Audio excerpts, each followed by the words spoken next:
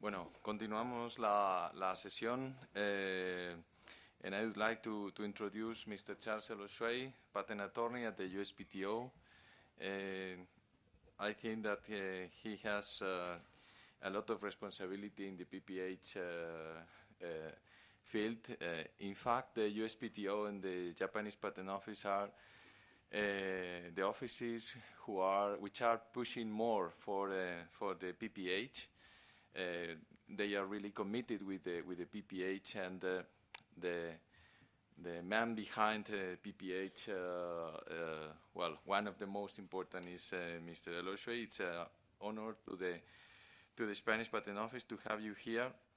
And well, I would like just to give you the floor to present the United States Patent and Trademark Office and the PPH, some facts and figures.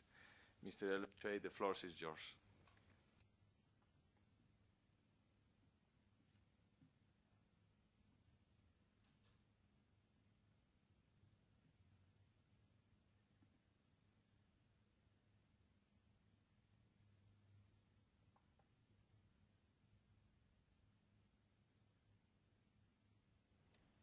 Okay, thank you. I'd like to thank the Spanish Patent and Trademark Office for inviting me to speak to you today.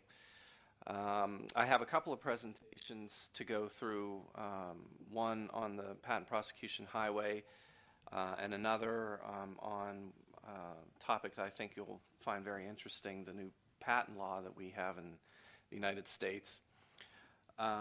So with that, I'll get started. I just wanted to mention one thing. I do plan to allow for some time at the end of the presentations for questions and answers. So in the meantime, though, if you have any questions, you can feel free to interrupt if you'd like. I'm pretty flexible how you want to proceed with this.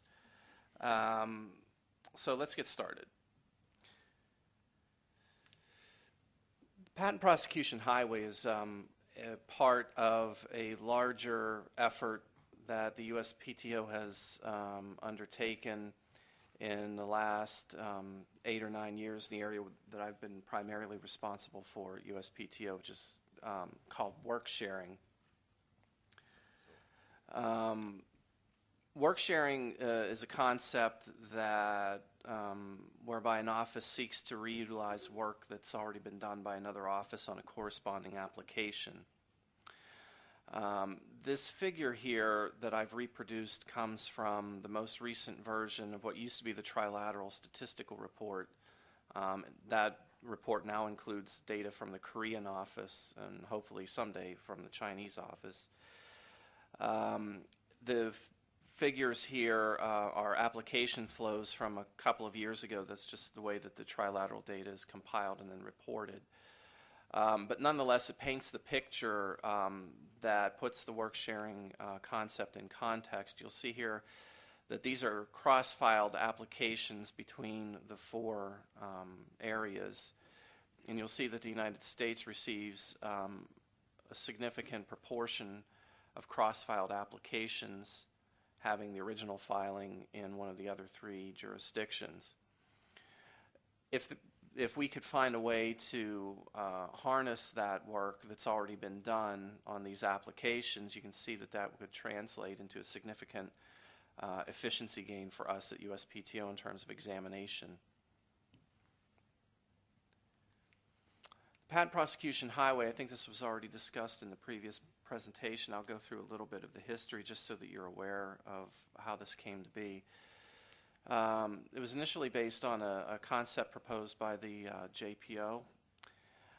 And at that time, the idea was to find a way to mitigate timing imbalances in terms of reutilization of work in Paris route cross-filings. In 2003, 2004, we had conducted a study among the trilateral offices on work sharing. And one of the major findings there was that due to differences in practice and law among the three jurisdictions, it wasn't always the case. In fact, it was rarely the case in between some of the offices that work done on a first filing in one office was available prior to the examination beginning on the second filing in the second office. This was particularly the cases between the USPTO and the JPO, because in Japan you can defer examination for up to 3 years. In the United States, examination is just taken up in the course of the examiner's docket, and there's not an opportunity for deferral. So what ended up happening is that about 90% of cases that were cross-filed between the USPTO and the JPO, the USPTO was unable to use the work in where there was a JPO first filing, but it was going in the opposite direction. About 90% of the time, the JPO could use reuse the work that was already done by the USPTO. The patent prosecution highway was devised as a way to provide an incentive to applicants to request examination earlier, with the promise of getting accelerated examination in the second office as well, and thereby have the ability to get patentability determinations faster in multiple jurisdictions. Now, the final framework, which you see implemented today, was the result of collaboration between myself and colleagues at JPO, and it represents the first true implemented work-sharing framework. I know a lot of you have had some experience with the Patent Cooperation Treaty, the PCT, and you'll know that one of the aspects of the PCT is that there is supposed to be a search report produced around about the time of publication of the international application in 18 months. And that search report is intended, on the one hand, to give guidance to applicants to determine prosecution strategies in the national or regional phase, but it was also intended, when the PCT was created, to provide that work-sharing advantage for the second offices. In other words, it was intended to be something that the office in the national or regional phase could start with. It was a starting work product on which the examination in the national or regional phase could continue. It was never reached its potential for a variety of reasons. One of the main reasons being that the international phase search and examination is and always has been non-binding. It's not treated the same way as a search or examination on a national application, which has implications for sovereignty in terms of issuance of the patent grant. The PCT international phase doesn't have that, so along with that non-binding aspect of the international phase work came lack of confidence. And along with the lack of confidence came what I would say was secondhand treatment by a lot of offices, including the USPTO, of the international phase work and responsibilities. However, the PPH has been an important catalyst for allowing the USPTO and other offices to reinvigorate work on PCT work products, and so we've made a number of major changes in our workflow in PCT to improve both the timing of the search report. Now we get out the search report with the publication about almost 90% of cases. A few years ago it was only about 4% of cases. And we've also taken a number of steps to help to improve the quality of the international phase work. All right, so the basics of the PPH, you may already be familiar with them, and I think they may have already been discussed a bit in the previous presentation. The idea is that when one or more claims have been determined to be allowable in the office of first filing, the applicant can accelerate the prosecution in the office of second filing on claims of the same scope, in other words, corresponding claims. And the idea being that the applicant can get patentability determinations faster in multiple jurisdictions, but the offices have a built-in work-sharing advantage. Part of the requirements for the applicant to provide to the second office certain documentation as to the search and examination carried out in the first office. So the second office automatically has that information before it and can reutilize it to maximum advantage. Now, a word about corresponding applications. Two of the basic criteria, like I said, are you have to have corresponding claims presented in corresponding applications. Well, what's a corresponding application? You recall from my remarks a few moments ago that the PPH originated as a way to correct a timing imbalance in the Paris route filing situation. So the natural starting point for the PPH was confined to Paris route filings. And here what we're talking about is the typical situation. You've got a priority application filed in one office and then a number of applications filed claiming Paris Convention benefit to the first application. That priority linkage under the Paris Convention establishes the correspondence required under the PPH. Now, there are also some slightly more exotic scenarios that would also qualify, so-called PCT bridge filings. This is where you have a priority application filed, a PCT application later filed claiming Paris Convention priority to that earlier application, and then a national or regional phase entry off of that international application sometime later.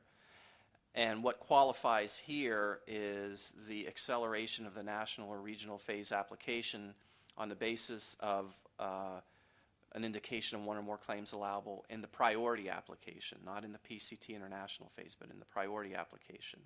So what you've got are two national applications similar to the basic Paris route situation that are bridged by this PCT application. In other words, the PCT application simply serves as a bridge to get from the national priority application over to the national or regional phase application. Now, why did we do that? Why did we affirmatively exclude the PCT international phase work?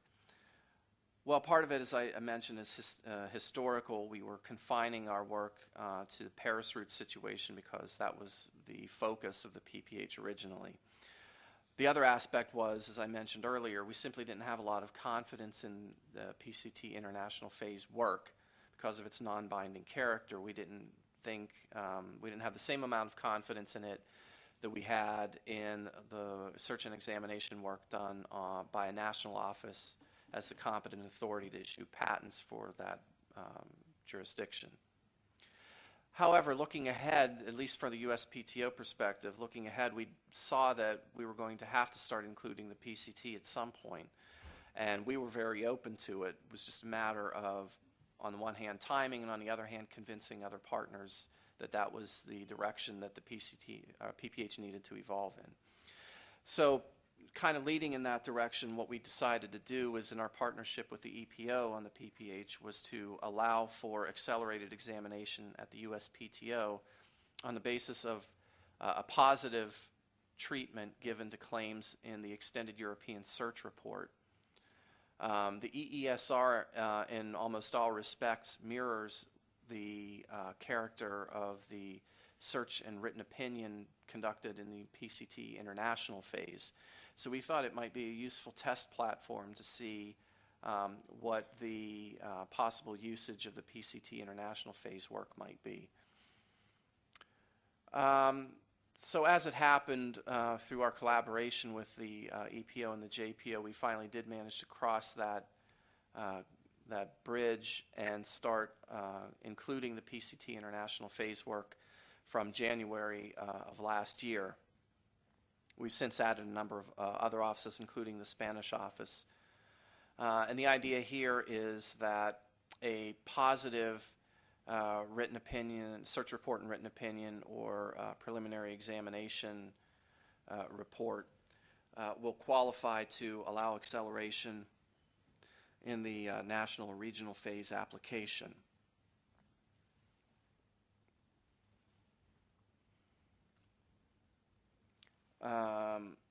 One more word about the corresponding applications. Apart from the particular filing routes that are eligible, until this past July, one of the other main requirements of the PPH had been this forced channeling of workflow from the office where the first application was filed, whether it was a Paris route application or a PCT application, to reuse that work in the office where the second application was later filed. I call this a sort of one-way valve. Now you may ask, well, why did we decide to do things that way instead of allowing work done on any patent family member to be reutilized in another office? One of the main reasons was that we had a concern, which we still have, about this phenomenon of forum shopping, where if applicants are provided a sufficient degree of flexibility in terms of how to leverage the PPH, it could result in some prosecution strategies that may alter the current flow of applications from one office to another. That diagram that I showed you at the beginning, one of the aspects that it showed is that the USPTO tends to be an office of second filing in a high proportion of cases. Now, that is not the same situation in other offices like the JPO or the EPO, but at the USPTO we get a considerable number of second filings. So any kind of change in the flow of applications that the PPH may precipitate because of its attractiveness could create some issues for us in terms of us being a net exporter rather than a net importer of work products. We're not necessarily against that. It's just that we are enjoying some efficiency gains which we would like to see continue, and it's just a matter of finding the right balance. So that gets to this new approach that we started piloting in July, which the previous presentation discussed a bit. And here the concept is that we delink the priority requirement. In other words, work done on any patent family member is now eligible regardless of whether it was the work done on the first application. We think that this is going to create, on the one hand, more flexibility for applicants. And that flexibility is, on the other hand, then going to lead to more participation in the PPH, which is going to have more benefits for our offices in terms of work sharing efficiency gains. We began the pilot in July with 7 other offices, and that cooperation I'm going to discuss a bit later in my presentation is also going to be the nucleus of a new evolution of the PPH, which we're currently working on. Now a little bit about claim correspondence. The idea here is that we want to make sure that the claims that have been indicated allowable in one office are the same claims that are being prosecuted in the other office. The reason being that in the work sharing study that I referenced earlier that we conducted among the trilateral offices, one of the other major findings, and it should come as no surprise, is that the highest degree of reusability of work came in situations where the claims were more or less the same between the 2 offices. So when we set up the initial PPH framework, we had that in mind. What we wanted to do was to force the applicant to prosecute claims of the same scope in the second office, and that's the idea behind the claim correspondence requirement. Now we recently modified the requirement, and now all of the offices implement it according to this terminology. It still does provide a degree of variance. You'll see that there are 2 options for how it can be implemented at the bottom. Basic idea here is that the claims have got a corresponding scope. They've got to be directed to the same category of invention, generally speaking. We had run into a little bit of an issue, though, with let's say that the applicant wanted to add a feature in the claims presented in the second office, and that feature hadn't been searched or considered in the first office. Could the applicant do that, and if so, under what conditions? This new definition allows for that possibility according to 2 different options. USPTO implements the option where the applicant can add that feature in a claim that depends from an independent claim that had already been indicated allowable.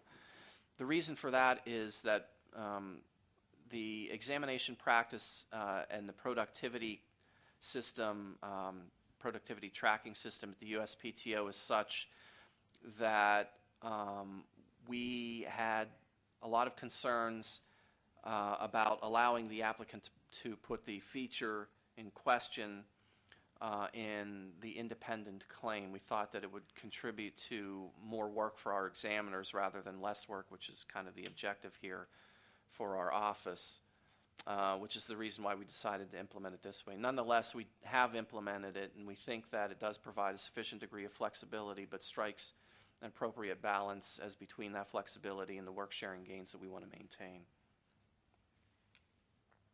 Now let me go through some statistics here that I think you'll find interesting. Now this data is the freshest data that we have at USPTO. We run a monthly report, and this data is cumulative from the inception of the PPH in 2006 until the end of October of this year. So you'll see that since 2006 we've received 6,013 total Paris route filings under the PPH.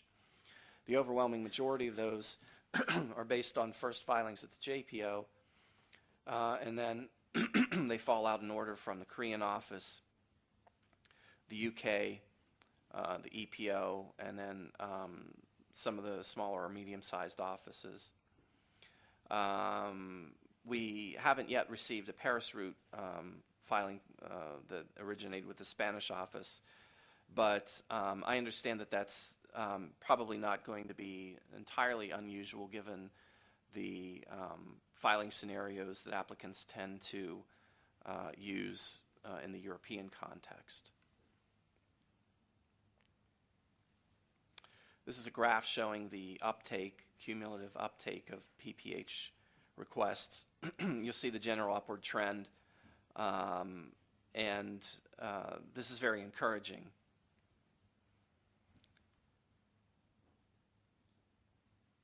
This graph shows the count of new filings by month. You'll see that in the last, say, 3 to 4 months, we're averaging somewhere in the neighborhood of about 175, 180 applications per month, and that trend's continuing to increase.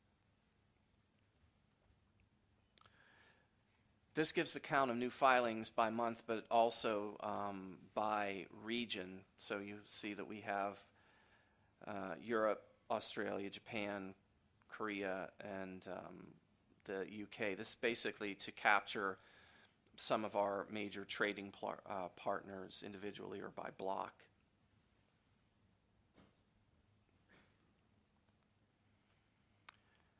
This data here shows the number of requests filed by Technology Center, and then the time it takes from the date that the request is made until the request is granted, and then the time from the grant until the first office action on the merits of the claims. And you'll see that we're doing pretty well in terms of turning around the request and the examination. You'll also see that the highest proportion of filings comes in the communications area, the high technology areas. This is not a surprise. We thought that from the inception of the PPH that it was going to be most attractive to the applicants desiring to go quickly, and that happens to be in the high technology area. In other words, the applicants that want to have a patent granted quickly because the shelf life of the innovation may be short. Time to market is a key consideration in that field.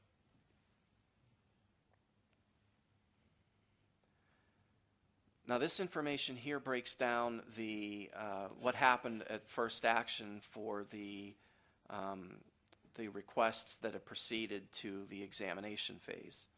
You'll see that out of a total of 4,781 examinations, the first action allowance rate was roughly 27%. First action quail is a practice that we have at the USPTO. It basically means that the claims are allowable except for some formality issues.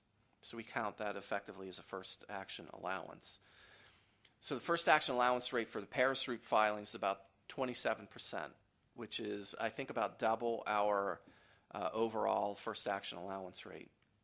You'll see that the total grant rate, which is at the bottom, is about 87.5%. That means that for all of the PPH applications via the Paris route that have completed examination, 87.5 of them have resulted in a patent grant. That's also about double our overall grant rate. There's some further information here that breaks down the type of rejection that was made, if a rejection was in fact made, whether it was based on prior art or non-prior art grounds. You'll see that the overwhelming majority were based on prior art grounds. And then the asterisks below show the information about those prior art-based rejections. It shows where U.S. patent documentation was used in the refusal at the USPTO. And you'll see that it's a high percentage of cases, which indicates to us that there is a bit of a gap, could be language-based, could be documentation-based, between the USPTO and foreign offices. Now, this is a corresponding data from the PCT route. You'll see that we've received, since January of 2010, we've received 2,271 total requests. So the PCT route is far outpacing the Paris route PPH cases within the same relative time frame. Here, the overwhelming number of the requests is based on Korean office work, followed by the EPO and then by the Japanese office. I think that this information from the Spanish office might not be entirely correct. I want to say that we received 9 and not 2. It may have gone up a little bit since then. But again, the trend here is also encouraging, the fact that we're getting so many PCT-based requests. One or two words here. The reason that the Korean office is the leader here has to do largely with the fact that the Korean office is one of, I think, 3 offices that an applicant can elect for an application filed with the U.S. receiving office to do the international phase work. Can obviously have the USPTO do the work. They can also elect the European Patent Office, the Korean Patent Office, and IP Australia. I want to say that Ross Patent is also going to be added to that list at some point in the future, if they haven't been already. The Korean office was also the lowest cost provider for that service for a couple of years.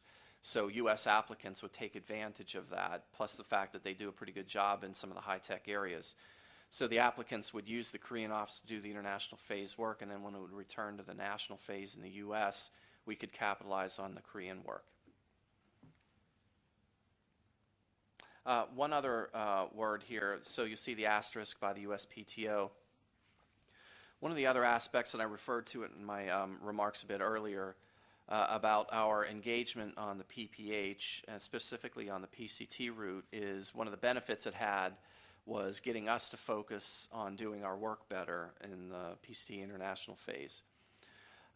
When we started to go down this road, we realized that it wasn't going to make much sense for us to accelerate the national phase work in the U.S. on the basis of work done by the European or Japanese Patent Office and not do the same whenever we were examining a national phase application where we were the international authority.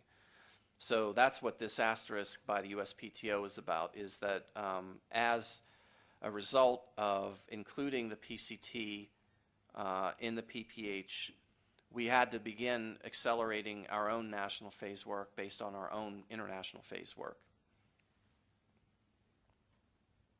This is a corresponding graph like the one I showed you earlier, but for the PCT route. You see that the uptake is a little bit steeper, reflecting the fact that we are getting more requests in the same time period than under the Paris route. That's kind of reflected here. We're upwards in the last few months, somewhere close to about 180, slightly more than the Paris route. This is a breakdown again by trading block. You see here, this is a little bit misleading because, as I mentioned, the Korean office is the origin of a lot of these requests, but that doesn't mean that the international application was filed by a Korean national in the Korean receiving office. A lot of these cases were actually filed in the U.S., and then the applicant elected the Korean office to do the work. This data shows, like with the Paris route, the breakdown by technology center for the PCT requests. Here, the spread is a little bit more even. It's not overly concentrated in the high-tech areas.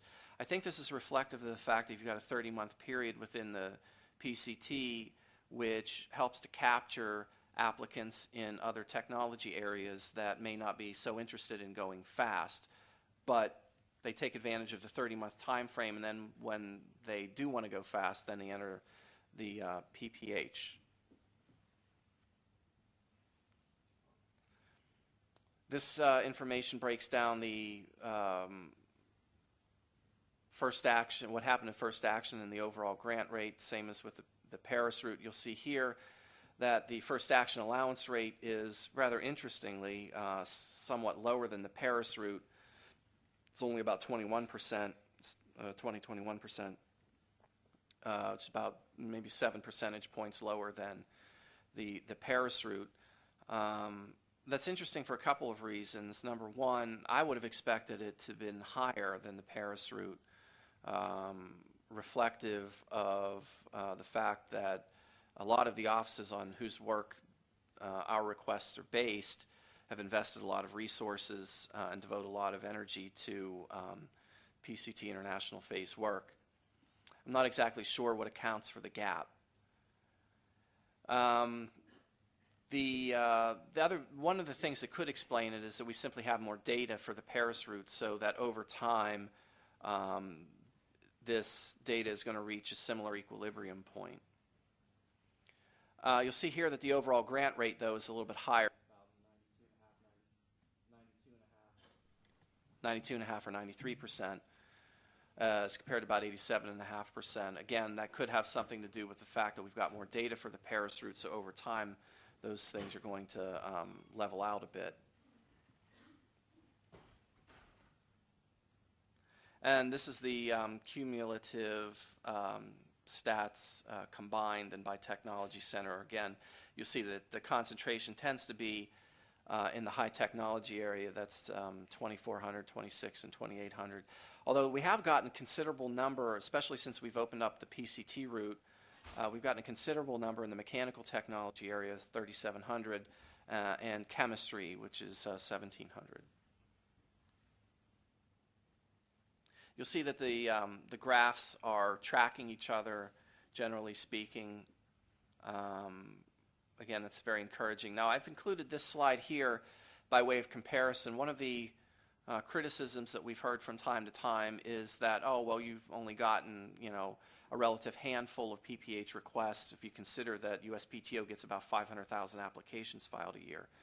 Well, that's true, but we saw the same trend happen with the PCT. That's the graph at the bottom. You'll see that the uptake of the PCT was almost nil for the first several years. And only within the last, say, decade or so has it broken the 150,000 mark.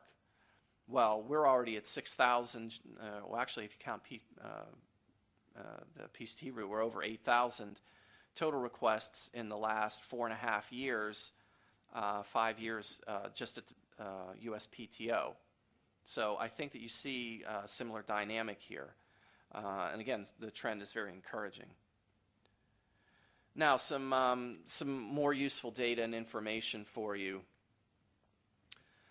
I already mentioned a bit earlier, one of the main benefits for applicants from the PPH is the higher allowance rates as compared to our overall allowance rate.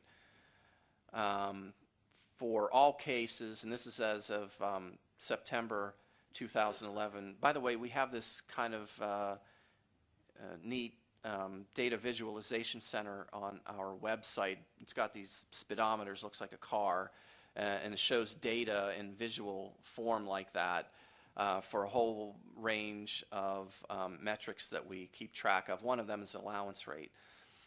And our allowance rate as of the end of September for all cases was 48%.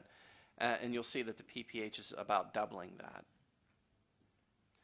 One of the other main benefits is that there are fewer communications needed. In other words, fewer back and forth between the applicant and the examiner to get to the grant. We call these the number of office actions per disposal. A disposal is that the application effectively is either abandoned or granted a patent. And the number of office actions per disposal for all cases, again, as of the end of September 2011, was 2.51. For the Paris route cases of the PPH, it was 2.13, and for PCT route, it was 1.61. Now, those figures are cumulative, as mentioned below. You'll see that there's a significant reduction, especially in the PCT PPH cases. Now, I'm going to show you how that data translates into some other important information for applicants here in a couple of slides. We've also experienced a reduced rate of continued examination filings. The overall rate's currently about 31%, which is very high. But for PPH, we are seeing a refiling rate of only about 11%. We've also seen a reduction in the rate of appeal. The overall appeal rate is about 2.5%. For PPH, it's about 0.3. One of the other criticisms that we've heard from time to time is that, well, you know, the PPH is just helping to proliferate the number of bad quality patents that are out there. The offices are just rubber stamping junk work done by another office or work done on a junk patent or something like that. Well, to satisfy ourselves, we kind of figured that that was a little bit of hyperbole, but to satisfy ourselves that that was not in fact the case, we did an internal quality study of 155 randomly selected first action PPH cases where there was an allowance. And in 98% of those cases, the examiner had conducted a new search. In 94%, there was additional prior art cited by the U.S. examiner. And the important figure here, I think, is that there were 40% of the cases the examiner conducted an interview or entered an amendment. The reason that that's important is that that shows that the examiner undertook a significant effort to make sure that the claims satisfied the conditions for patentability under U.S. law and practice. And so this is anything but rubber stamping. We also looked at cases that had completed examination and had been allowed and went through our general quality review process. And in those cases, the PPH cases had an allowance error rate that was equal to or better than the overall USPTO rate for all allowed cases. And the interesting thing here is what we found is that the errors, the overwhelming majority of the errors that were found in that random review were based on subject matter eligibility and not on prior art grounds. And that's significant because subject matter eligibility issues can be quite complicated under U.S. law. So it's good to see that the errors that were being found were not because the examiner missed a piece of relevant prior art. All right, now, this is where you all come in. What we did is, in cooperation with some of our colleagues in the stakeholder community, particularly the American Intellectual Property Law Association, we took data from a yearly, an annual report that they produce called the Report of the Economic Survey. The AIPLA surveys its members, large and small firms and independent attorney shops, to get average fees for services that they provide. And one of the services is the cost for responding to an office action. Remember I mentioned earlier I was going to bring that office action information back up, and here it is.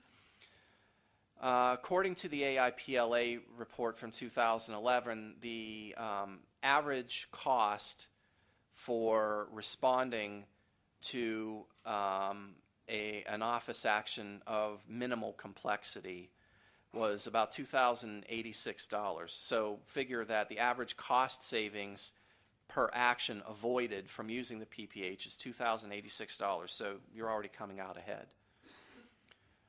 Now, if you take into account the data that I had given you earlier about the reduction in the number of office actions per disposal, you see that that translates into about a $793 savings for going the Paris route PPH and about $1,836 savings for the PCT route. Now, there are a few caveats here that it doesn't include client overhead savings and doesn't consider fewer RCEs and appeals. I'm going to show you that information in a later slide. And it also doesn't consider the fees and costs for requesting PPH, but at USPTO we don't actually charge a fee. Now, here are some other data that are for responding to an office action of relative complexity. So this is a somewhat more involved reply. The average cost savings here was between about $2,900, $3,000, and about $3,900. So taking into account the reduction in office actions per disposal, you see that the savings range here for the Paris route is between about $1,100 and about $1,500. And for PCT route, about $2,600 to about $3,400. So this savings is starting to add up quite a bit. Now, if you take into account added cost savings for RCEs and appeals avoided, and the fees that go along with those, you'll see that the total added savings on average is about another almost $200. Now, if you consider a hypothetical complex case, which assumes a high end of the cost savings range that I had given you in the earlier slide, and by a complex case, this is the kind of case that your client would have the utmost interest in prosecuting until the bitter end. So they would tend to file an RCE if it was called for. They would tend to appeal the case if there was an adverse decision by the examiner. So this accounts for all of the different fees and costs that might be undertaken in a particular application. And you'll see that taking everything into account, there could be a total cost savings on the high end of about $8,200 for the Paris route and about $10,000 for the PCT route.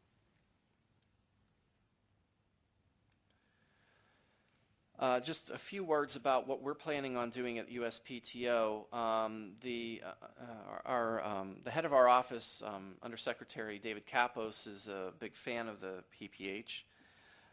And the last 2 years has set some pretty ambitious numerical targets for us, which I'm happy to report we have met or exceeded each year. We just passed the 8,000 mark last month, so we're well ahead on that.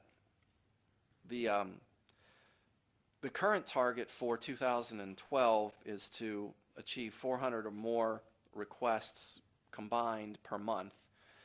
You could see from the information I gave earlier that we still have a little ways to go from where we are right now to get over the 400 mark, so that's a little bit of a stretch. But I feel pretty confident that we will reach it. Of course, the more help that we can get from all of you, the better. One of the other aspects of helping us to reach our targets is to conduct education, awareness-raising campaigns, kind of like what I'm doing here today, both internationally and domestically. One of the other important aspects of what we're going to be doing with the PPH is a new evolution, a version 2.0. We're currently working on it with the Spanish office, the JPO, and a number of other partner offices. The idea here is that in the earlier presentation you saw a graphic that showed you graphically what this network of bilateral arrangements between the offices look like, and I refer to it as the spaghetti bowl effect. As one of the benefits about having bilateral arrangements is that it's very easy to add offices. One of the drawbacks is that it also induces a great degree of variation in practice and procedure among the offices. So for an applicant, and from the applicant's perspective, it can be somewhat daunting to navigate among all of the different offices and requirements. What we're looking to do with version 2 is to create a common framework and a common set of requirements that all of the participating offices can subscribe to, and to have it be more centralized rather than a decentralized network of bilateral arrangements. It would be something like a plurilateral or a multilateral, I don't want to say agreement, because that kind of implies that there's a treaty or something, but some sort of centralized common framework that all of the participating offices will subscribe to. As I mentioned, we're currently underway with those discussions. The USPTO is leading the development of the new framework requirements, and other offices are working on what exactly this centralized framework is going to look like, what kind of form it's going to take.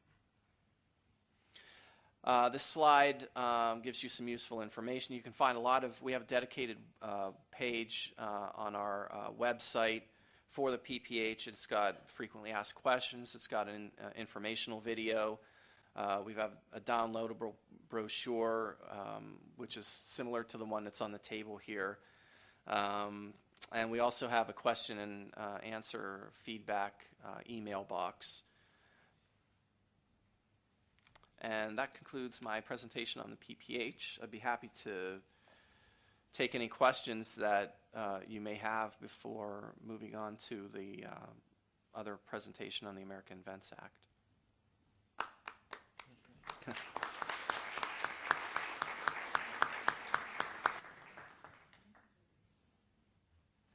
you very much. It has been an excellent presentation, and I think that everybody feels comfortable to because you have succeeded to let us know that in terms of quality of cost and in terms of successful rate, the PPH is getting a great success. My suggestion is to concentrate the questions in the final session, unless there is a very urgent need of any of you to make a question that cannot wait, because you need feel more comfortable. Otherwise, we will continue with the America Invents Act, and thank you very much. Please, the floor is yours. All right, thank you very much. A couple of words before I begin my presentation. One of the main aspects of the law is going to be its implementation, and the USPTO has got a great deal of responsibility for promulgating rules to give effect to some of the statutory language, but we also are going to have to develop guidance for our examiners on how to interpret and apply the new law in examination. Because we are at a very early stage in that process, I'm not going to be able to give you any kind of interpretation or advice or anything like that.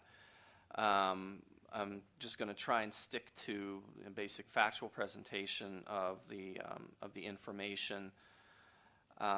So I hope that you can kind of appreciate that it's a little bit of a difficult situation for me there.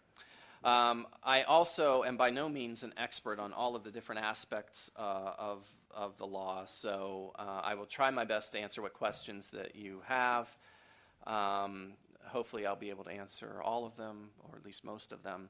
But in any event, if there are some questions that you have that I'm unable to answer, I will try my best to get you an answer when I get back to Washington.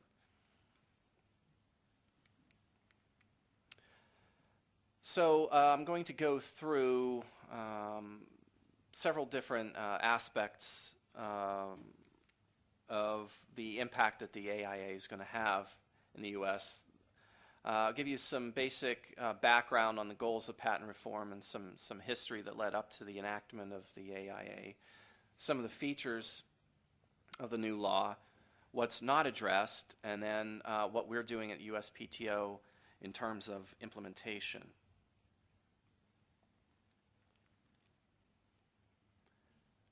Main goals of patent reform have always been to encourage innovation and job creation. That's especially critical in the current economic environment that we're in the United States, and that I know that you all are experiencing in Europe. Another aspect is to support USPTO efforts to improve patent quality and reduce backlog. Now, this goes hand in hand with the work that we're doing on PPH and other work sharing activities. We see the approaches as being complementary. The AIA is kind of a top-down approach to, on the one hand, achieving some of these goals about patent quality and backlog. It also has the effect of creating greater harmonization between U.S. law and the rest of the world. And at the same time, from the office level, we're working on engagement on work sharing and other cooperation activities with other offices to help to improve the general situation for the examiners in terms of having right access to the right documentation, having better and improved tools for conducting examination and the like. So these efforts are very complementary for getting to both of these goals, to allow us to produce higher quality work in a shorter amount of time with greater efficiency. A big goal for the USPTO and also for a lot of our stakeholders for patent reform was to establish a secure funding mechanism for the USPTO. I don't know how it works here in Spain, but the way that it used to work before the AIA, and it still does to a certain extent under the AIA in the United States, is this. The USPTO is a fee-funded agency.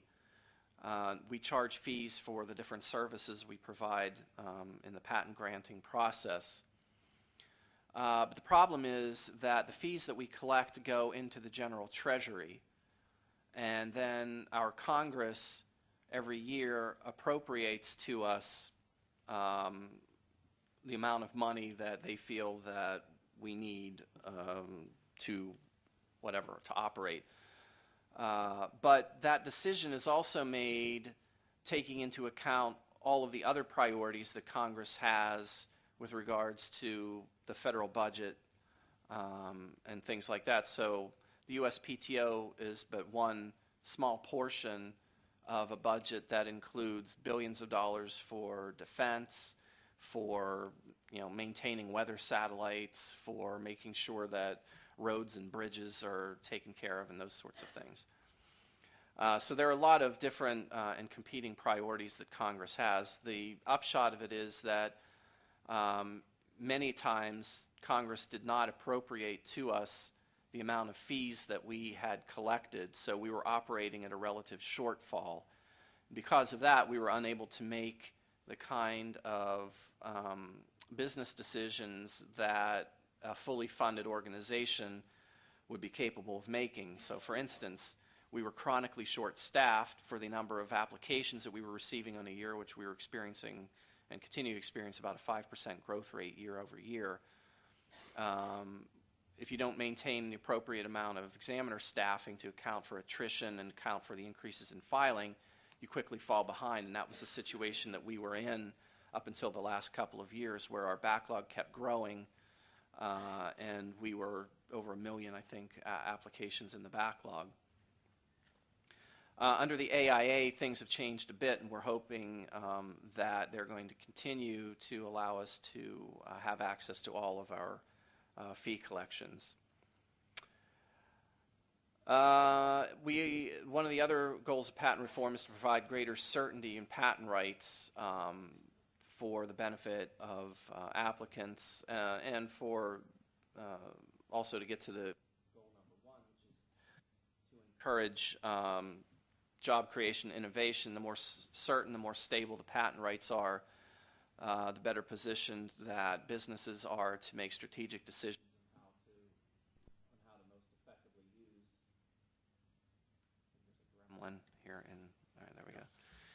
on how most effectively to use their intellectual property, including patent rights.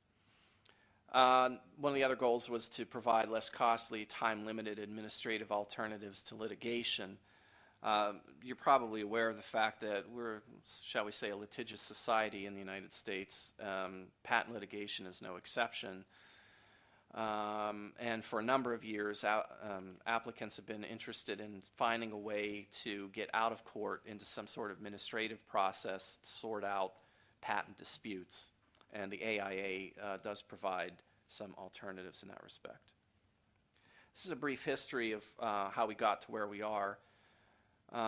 For the last 4 Congresses, in each of the last 4 Congresses, there has been some sort of activity undertaken on patent reform.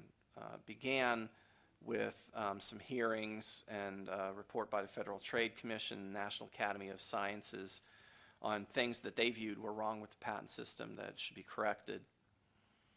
Then we had some bills introduced in each of the succeeding Congresses that, for a variety of reasons, never went anywhere. The primary reason, though, that those bills never kind of materialized into law was that there was a substantial divide in the stakeholder community between, on the one hand, pharmaceutical biotechnology companies and representatives, and on the other hand, the high technology community.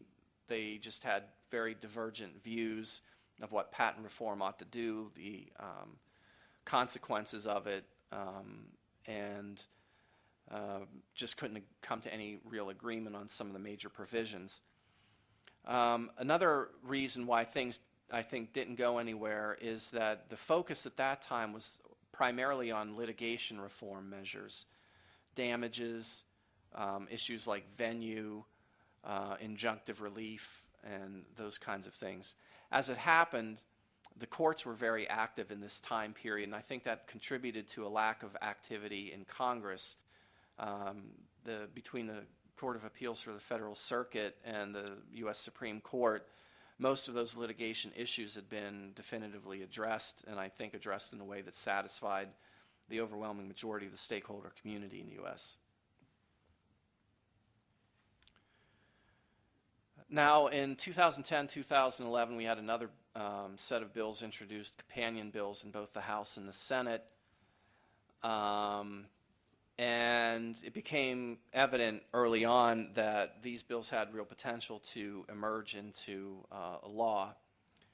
And that's, in fact, what happened. The way that the legislation works in the United States is you'll frequently have bills introduced on the same subject matter in both the House and the Senate. But the law that's ultimately passed to the President for his signature, at which point it becomes law, the language has to be identical. And the language in Senate Bill 23 and the House Bill 1249 were not identical. So there was a little bit of back and forth, and ultimately the Senate agreed to the House version, and that was the language that was signed into law. This is a nice little picture of the signing ceremony, which I didn't intend. Director Kapos is on the far left there by the white-haired gentleman.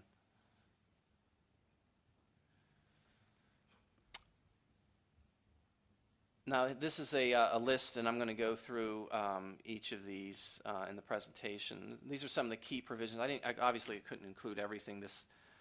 The bill, or the law itself, is 50-some pages long, I think. But I'm going to touch on some of the aspects that I think are probably going to be the most interesting or useful for you as practitioners, or for those of you that may be examiners or officials from the Spanish office, how it may have implications for harmonization of laws. So in that respect, one of the key changes of the new law is that it transitions the U.S. System from first to invent to first inventor to file. Since I think 1998, when the Philippines changed its law to first to file, the U.S. had been the only country in the whole world that did not have a first to file system.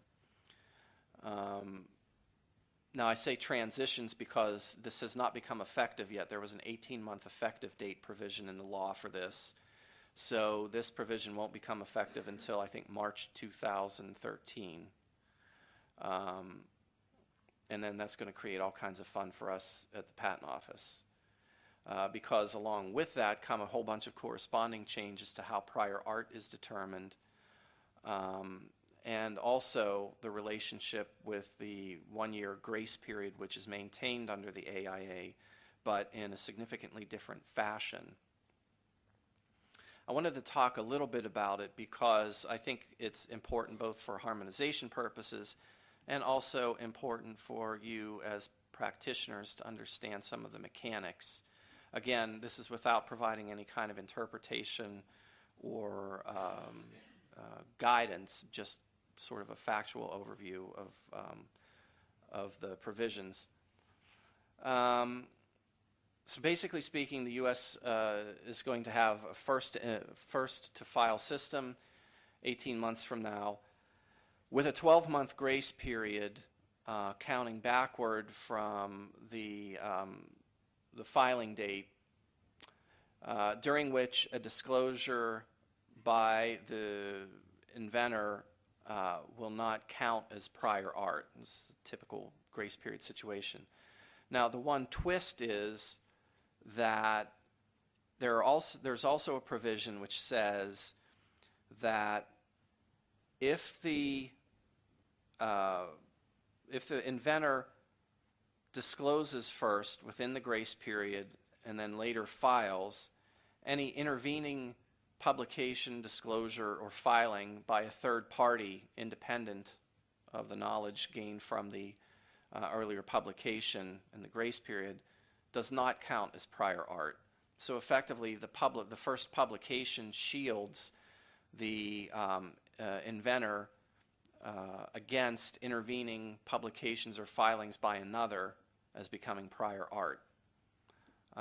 So this creates what some have colloquially termed a first-to-publish system. I think that that's a matter of debate whether that's an appropriate characterization, but those are the mechanics of how it might work. Another important change is that the geographic restrictions on prior art that have been a feature of U.S. law for the last 50 or so years are also going to disappear. The way that prior art is defined in Section 102A of the new law is that activities that had been confined to taking place in the United States can now take place anywhere and qualify as prior art. So public use and placing the invention on sale are no longer limited to having taken place in the United States. Does anybody here know what the Hilmer Doctrine is? No. Okay, let me explain that. This is another important aspect for harmonization, similar to the abolishing the geographic restrictions on prior art, which now harmonizes U.S. law with law in a lot of other parts of the world, including Europe. Under current U.S. law, and by current I mean because this hasn't become effective yet, these new provisions. Under current U.S. law, a conflicting application, this so-called secret prior art, is only effective, the prior art effective date of a conflicting application is limited to the earliest effective U.S. filing date, not the priority date that may be claimed under the Paris Convention.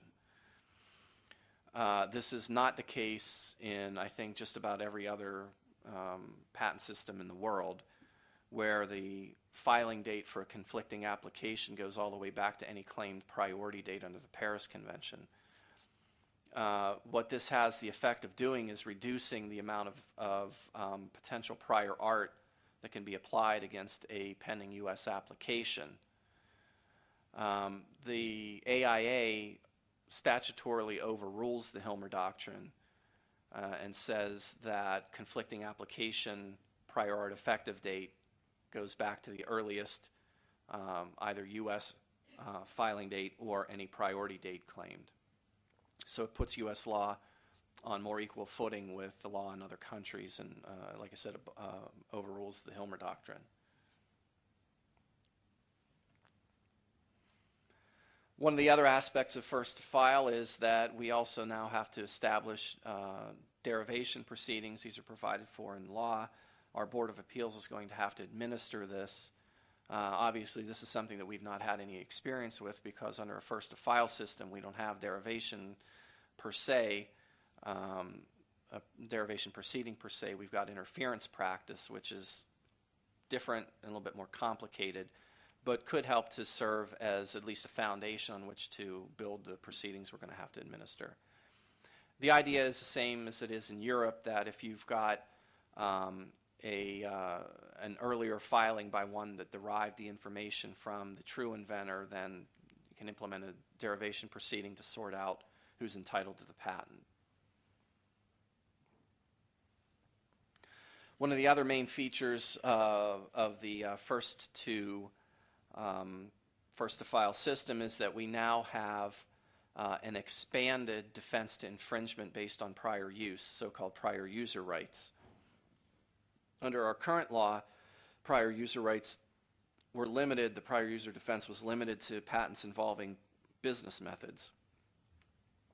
The reason for that is that there was a decision by the Court of Appeals for the Federal Circuit in about 1999, I think it was, in the case of State Street Bank, which affirmed that business methods were eligible subject matter for a patent in the United States. Up until that point in time, I think it was fair to say that the situation was at best unclear, and I think a lot of businesses simply felt that they weren't patentable. Well, when they suddenly became patentable because of the State Street decision, a lot of businesses were very concerned that trade secret processes that they had been using might now suddenly become subject to infringement for liability for infringement. So this business method prior user right was put in place. The AIA significantly expands that, so it's no longer limited to patents dealing with business methods. It also includes some of the usual features that you find in prior user right regimes in Europe and in other places. The activity has to have taken place at least a year before either the effective filing date or any qualifying grace period disclosure. The reason for this is that a lot of stakeholders felt that it was going to be unfair to allow a prior user right to accrue on the basis of knowledge gained during the grace period. Effectively, that would allow perhaps the applicant's closest competitor to claim the prior user right and thereby escape liability for infringement. Importantly, it also includes a number of exceptions and provisions that apply just to universities and affiliated organizations, so technology transfer offices, for example. The reason for that is that the university community was the main opponent of prior user rights for almost 15 years. So Congress made some accommodations for their interests. Basically, the upshot is that for university-owned patents, they will not be subjected to any prior user rights.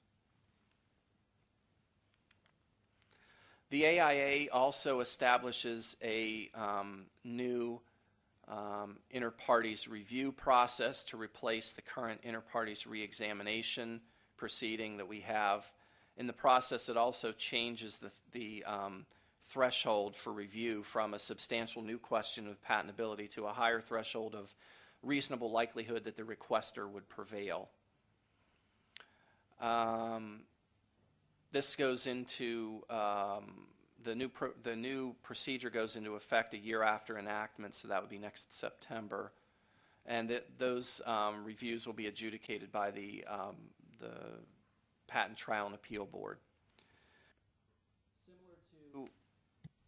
Similar to ex parte reexamination, the grounds for invoking inter partes review are limited to novelty and inventive step or obviousness questions, and only on the basis of patents and printed publications. Also, because of the new post-grant review process, which is different from this proceeding, and I'm going to get to that in a moment, The third party can only request this within a certain time frame, basically the later of 9 months from the issuance of the patent or termination of the post-grant review of the patent. And the director has the ability under the statute to limit the number of petitions for inter partes review during the first 4 years. This is to help balance out with what we think is going to be a higher usage of post-grant opposition. Estoppel applies to further proceedings at USPTO and to civil actions in U.S. court. The estoppel is any ground that the petitioner raised or could have reasonably raised in the inter partes proceeding.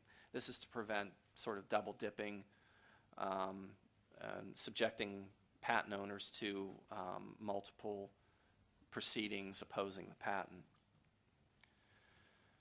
Post-grant review is the probably most important change in this area. It was intended primarily to provide a fast, low-cost alternative to litigation. Creates a 9-month window after the grant of the patent within which patentability of the patent can be contested on any ground of invalidity. That's the third bullet there, the reference to Section 282B. So it's not limited to novelty or obviousness or anything like that. It's pretty wide open. The threshold for post-grant review is a showing that it's more likely than not that at least one of the claims challenged is unpatentable, so it's a sort of a lower threshold. Again, estoppel applies here. Similar grounds raised or reasonably could have raised in the post-grant review. You'll see here that the 9-month window corresponds to the time frame that I mentioned earlier for instituting an inter partes review. If this is chosen, then the inter partes review can't take place until this proceeding is completed. The target for completing post-grant review proceedings is about 12 months.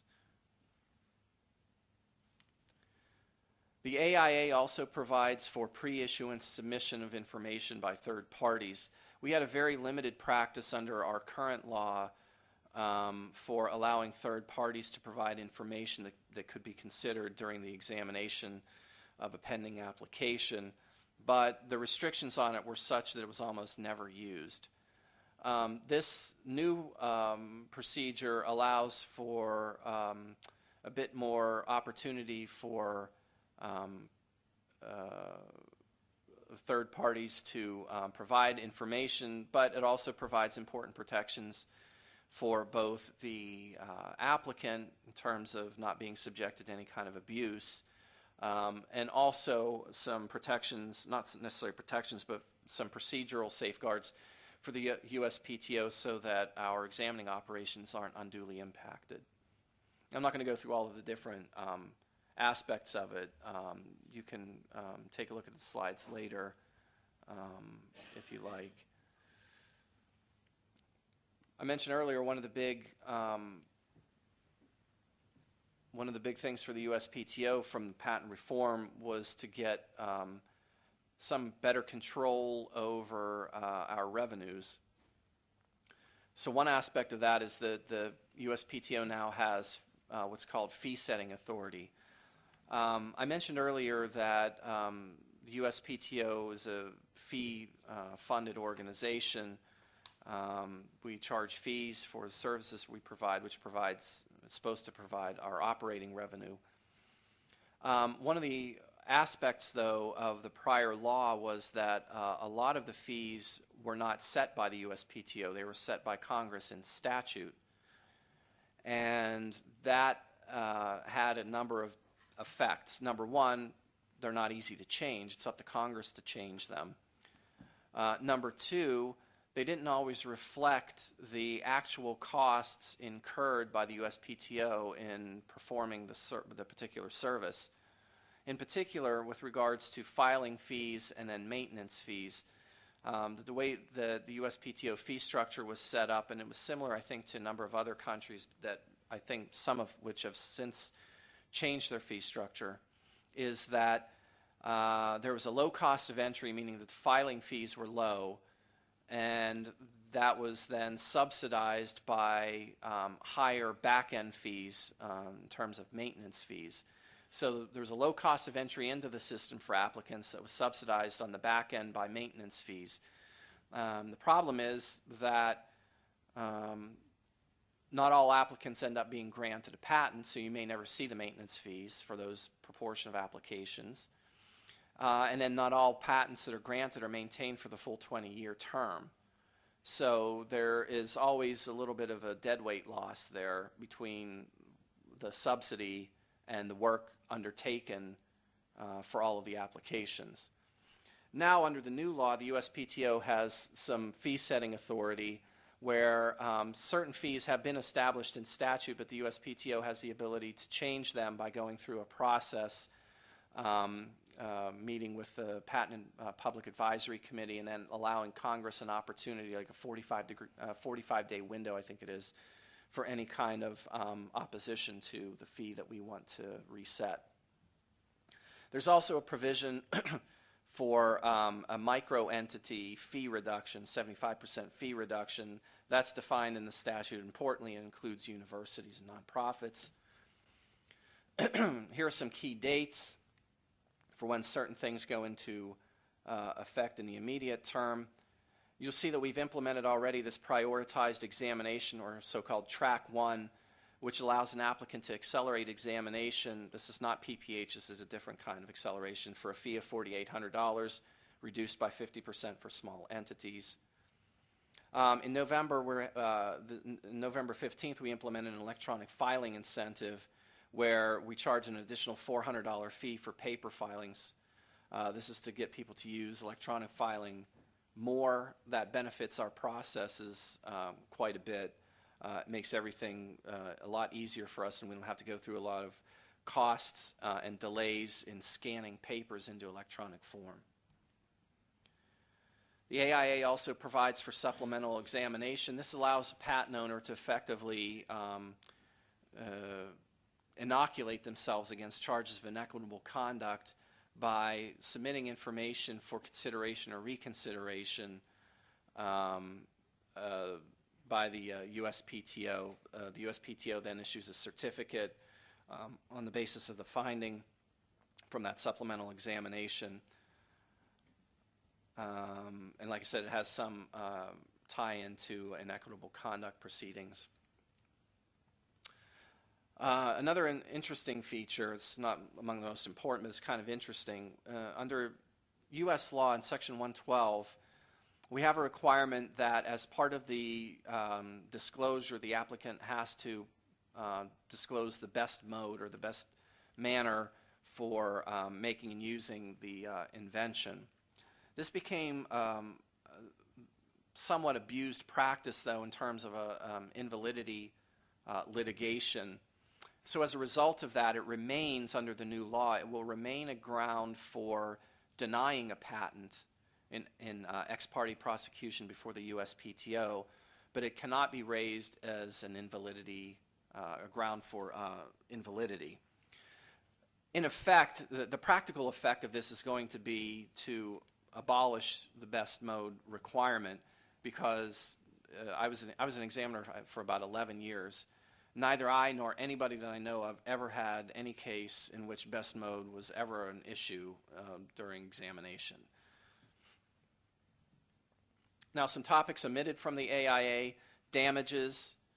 I already mentioned that the courts have handled those issues. Same thing with willful infringement and venue. They were also some controversial issues. I alluded to those considerations before. There was a divide in the stakeholder community, which is one of the reasons why previous reform efforts didn't go forward, and the courts have since addressed a lot of those issues.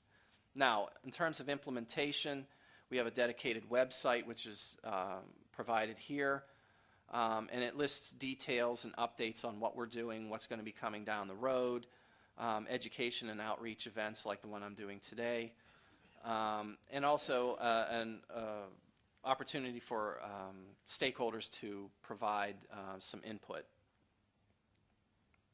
This is a snapshot of the website, the web page. Now, we've got obviously a lot of challenges here for implementation. There are numerous provisions, entirely new law that we're going to have to implement, a lot of these simultaneously. So we have to ensure that the regulations and the guidance that we give our examiners are complementary. We have a short time period in which to do a lot of these things. It's also going to require a considerable amount of coordination with the stakeholder community and also interagency. So with, for instance, U.S. Trade Representative, State Department, the Department of Justice, and the Commerce Department. And we're also going to have a lot of operational challenges, making sure that our IT infrastructure is up to the challenge. Training and hiring of new personnel.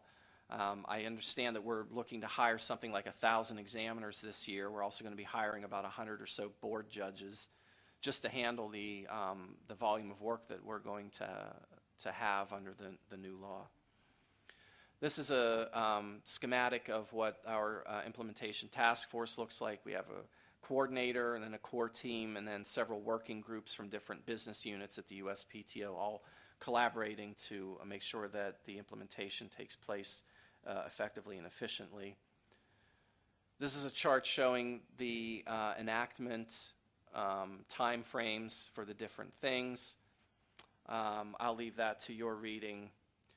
Same with this. And again, the most important thing here, the first inventor to file is one of the 18-month effective date provisions along with derivation proceedings. We are also required to produce a number of studies. I'm actually responsible for the study on prior user rights, which is due now in mid-January, so I've been quite busy with that. But there are about 6 or 7 studies that were required to produce as a result of the AIA, some with a short time frame, others somewhat longer. We're also required to establish a few programs. One of the interesting ones is a pro bono program where the USPTO is going to be working with law associations to provide financially under-resourced independent inventors and small businesses with some pro bono help. And that concludes my presentation. Thank you very much.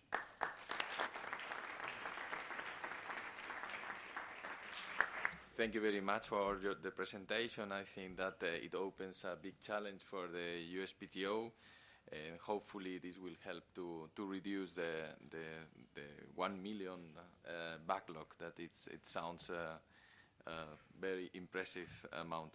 So well, the questions will be at the end of these presentations. And let's share the floor to Mr. Telmo Vilela.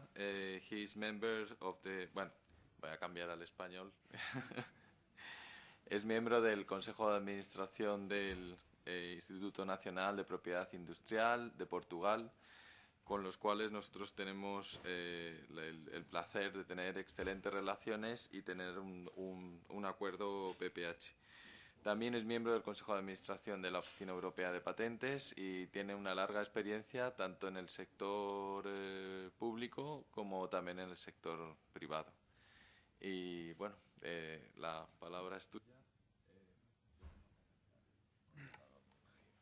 Gracias, Gerardo, y muchas gracias a la Oficina Española de Patentes y Marcas por esta invitación.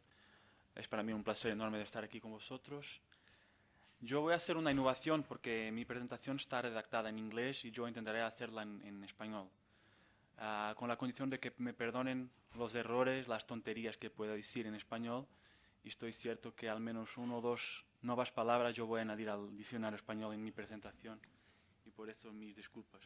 Pero aparte de ser un aficionado en España y Madrid, esto nada tiene que ver con Mourinho o Ronaldo, siempre aprovecho estas oportunidades para entrenar un poco más y bueno, ya que